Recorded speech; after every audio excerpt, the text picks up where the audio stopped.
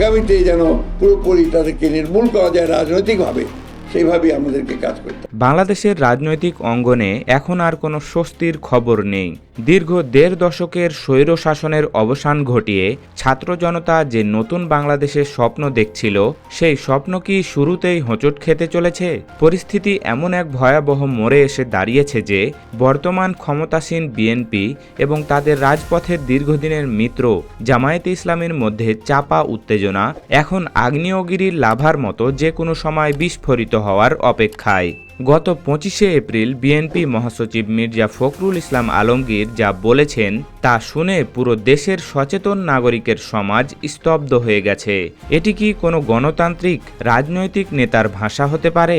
তিনি সরাসরি জামায়াতে ইসলামীকে রাজনৈতিকভাবে নির্মূল করার হুমকি দিয়েছেন, তাও আবার কোনো গোপনীয় বৈঠক নয়, বরং জনাকীর্ণ সংবাদ সম্মেলন ডেকে প্রকাশ্য দিবালোকে। ফখরুল সাহেব হয়তো ভেবেছিলেন ১৬ বছরের অকথ্য নির্যাতন সহ্য করা জামায়াতকে একটি হুমকি দিলেই তারা ভয়ে মাঠ ছেড়ে পালাবে, কিন্তু তিনি ভুলে গেছেন এটি ২০২৪ পরবর্তী এক স্বাধীন ও সার্বভৌম বাংলাদেশ। এখানে জুলাই বিপ্লবের রক্তস্নাত যোদ্ধারা কাউকে বিনা চ্যালেঞ্জে ছেড়ে দেন না। মির্জা ফখরুলের এই আস্ফালনের জবাবে এবার আর চুপ থাকলেন না জামায়াত আমির ডক্টর শফিকুর রহমান। তিনি অত্যন্ত শৃঙ্খল কিন্তু বজ্রকঠিন ভাষায় এক ঐতিহাসিক হুঙ্কার দিয়েছেন, যা ক্ষমতার মসনদে থাকা নেতাদের রাতের ঘুম হারাম করে দিয়েছে। ১৫.৫ বছরের দীর্ঘ এক অন্ধকার রাত শেষ হয়েছে মাত্র কয়েক মাস আগে। আবু সাঈদ, মুগ্ধ আর হাজারো শহীদের রক্তে রঞ্জিত এই মাটি আজ ফ্যাসিবাদদের হাত থেকে মুক্ত।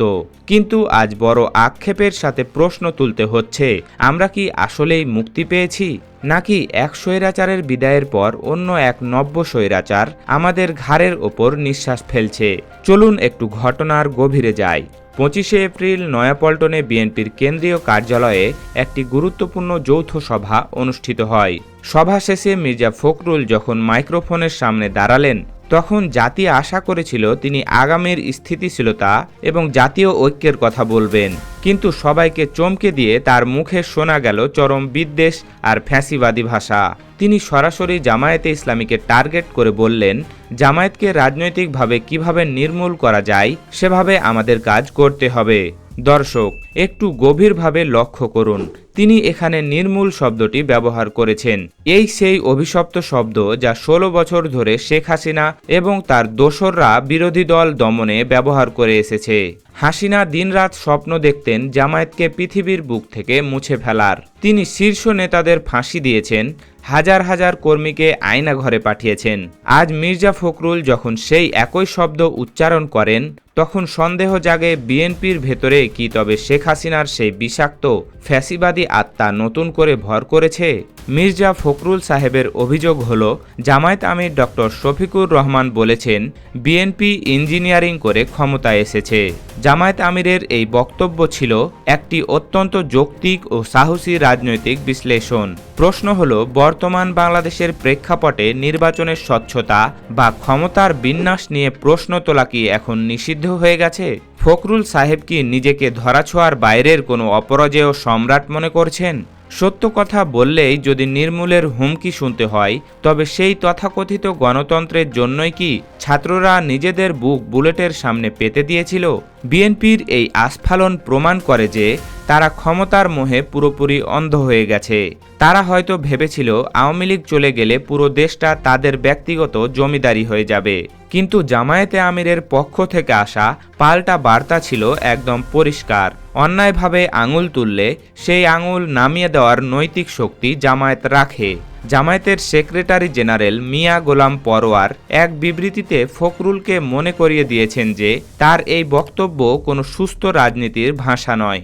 যে দল ১.৫ দশক ধরে অবর্ষণীয় জেল জুলুম সহ্য করে টিকে আছে, তারা মির্জা ফখরুলের গালিগালাজ শুনে ভয় পাবে, এটি ভাবা কেবল বোকামি নয়, চরম রাজনৈতিক মূর্খতা।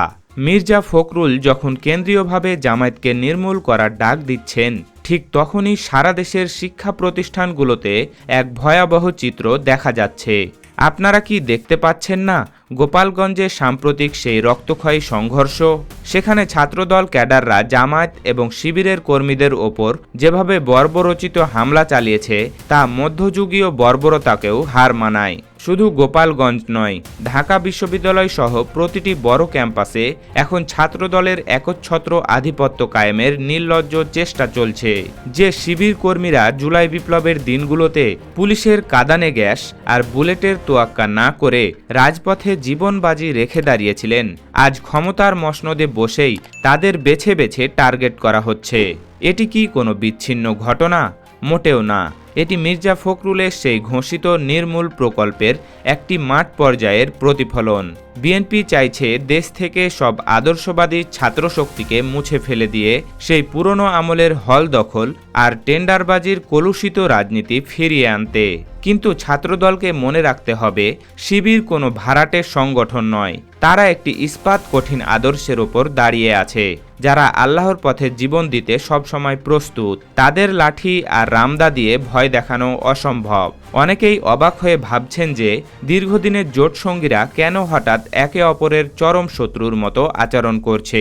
এর পেছনের আসল কারণ হলো আতঙ্ক। জামায়াতে ইসলামের সাম্প্রতিক আকাশচুম্বী জনপ্রিয়তা দেখে বিএনপির নীতি নির্ধারকদের রাতের ঘুম হারাম হয়ে গিয়েছে। জুলাই বিপ্লবের পর মানুষ যখন একটি স্বচ্ছ, সৎ এবং আল্লাহভীরু নেতৃত্বের সন্ধান করছে, তখন জামায়াত ও শিবির সাধারণ মানুষের হৃদয়ে নিজেদের স্থান করে নিয়েছে। বিএনপি হয়তো ভেবেছিল আওয়ামী লীগ বিদায় নিলে ক্ষমতার রাজমুকুট অনায়াসে তাদের মাথায় বসবে, কিন্তু তারা দেখছে এদেশের সচেতন মানুষ আর চোর ডাকাত বা লুটেরাদের ক্ষমতায় দেখতে চায় না। মানুষ এখন চায় সৎ ও যোগ্য নেতৃত্ব, আর জামায়াত ঠিক সেই আদর্শের কথাই বলছে। ডক্টর শফিকুর রহমান যখন বর্ণাঢ্যদের পাশে দাঁড়ান বা বিপদগ্রস্ত মানুষের দুয়ারে যান, তখন মানুষ তার মধ্যে একজন প্রকৃত অভিভাবককে খুঁজে পায়। এই ইমেজ সংকট মির্জা ফখরুলদের পাগলাটে করে তুলেছে। তারা দেখছেন জামায়াতকে ছাড়া তারা অচল, আবার জামায়াত সাথে থাকলে তাদের লুটপাটের রাজনীতি হুমকির মুখে পড়বে। আর সেই মরণ কামড় থেকেই তারা এখন নির্মূল করার ষড়যন্ত্রে নেমেছেন। ইতিহাস সাক্ষী, যারা দম্ভ করেছে এবং প্রতিপক্ষকে নির্মূল করতে চেয়েছে, শেষ পর্যন্ত ইতিহাসের আস্তাকুরেই তাদের ঠাঁই হয়েছে। মির্জা ফখরুল সাহেব যে ভাষায় কথা বলেছেন তা কোনোভাবেই একটি স্বাধীন ও গণতান্ত্রিক দেশের ভাষা হতে পারে না। রাজপথের মিত্রদের জীবনের বিনিময়ে যে স্বাধীনতা অর্জিত হয়েছে তার প্রতিদান দেওয়ার আগেই এই নির্লজ্জ বেইমানি কি এদেশের মানুষ মেনে নেবে?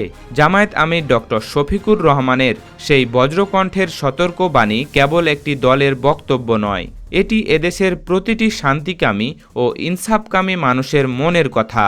আমরা আর কোনো ফ্যাসিবাদের ছায়া দেখতে চাই না, সেটি যেই দলেরই হোক না কেন। বিএনপি যদি এখনও তাদের ভুল সংশোধন না করে এবং জামায়াতকে নিয়ে এই নোংরা খেলা বন্ধ না করে, তবে জনগণই তাদের উপযুক্ত শিক্ষা দেবে। দম্ভের পতন অনিবার্য, আর সত্যের জয় সুনিশ্চিত।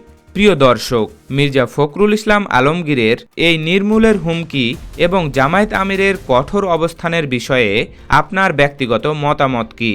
আপনি কি মনে করেন বিএনপি আবার সেই পুরনো ফ্যাসিবাদের কায়দায় দেশ চালাতে চাচ্ছে? জুলাই বিপ্লবের রক্তের কি কোনো মর্যাদা নেই? আপনার মূল্যবান মতামত নিচে কমেন্ট বক্সে অবশ্যই জানান। ভিডিওটি জনসচেতনতায় শেয়ার করুন এবং রাজনীতির পর্দার আড়ালের সত্য খবর সবার আগে পেতে আমাদের চ্যানেলটি সাবস্ক্রাইব করে বেল আইকনটি চেপে রাখুন। দেখা হবে পরবর্তী ভিডিওতে। সেই পর্যন্ত ভালো থাকুন, সুস্থ থাকুন। ধন্যবাদ।